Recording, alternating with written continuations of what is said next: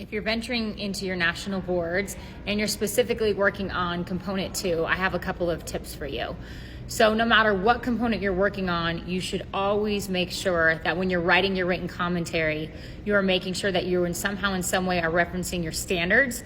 And by standards, I'm not talking about your Common Core standards. I'm talking about national board standards for your certificate area. Number 2, you should be looking at the AAT, which is the Architecture of Accomplished Teaching.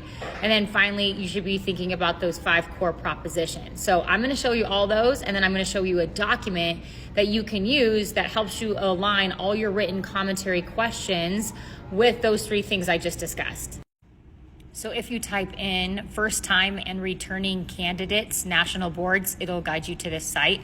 And you're going to scroll all the way down. And the first thing you want to do is you want to find your standards. So the way you find your standards is you put in your information and then you'll find your standards right here. So that's the first thing you'll want to look through.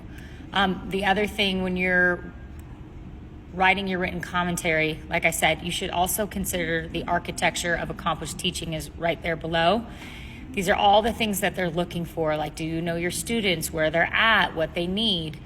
Can you set those goals that are appropriate for them? And obviously you can see how this is all woven together all the way to the top. So you should also be referencing these. On top of that, you should be thinking about the 5 core propositions. And if you go back to that page, if you want more in-depth information under certification, you can find the 5 core propositions and actually read through what those are, those different propositions.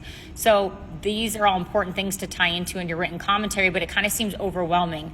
A document that I created is called Connecting It All within Writing and Planning for the written commentary, and this is specifically for component 2.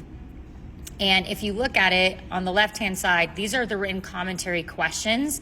This is a great graphic organizer that you can use that will help you. You read the questions, and after you've read the question, you think, okay, what standards align with this written commentary question? What part of the Architecture of Accomplished Teaching, like keywords, align with this question? And then finally, what part of those 5 core proposition keywords align to this question?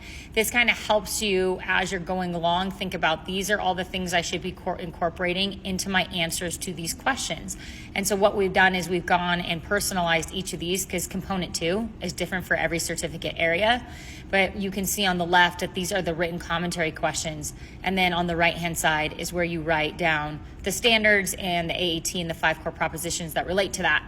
You'll go back to this later when you actually type out your written commentary questions, and you'll start using those keywords because we would want to see that you can relate everything you're doing to national board standards, national board's Architecture of Accomplished Teaching, and then of course national board's 5 core propositions. So this graphic organizer could help you a great deal.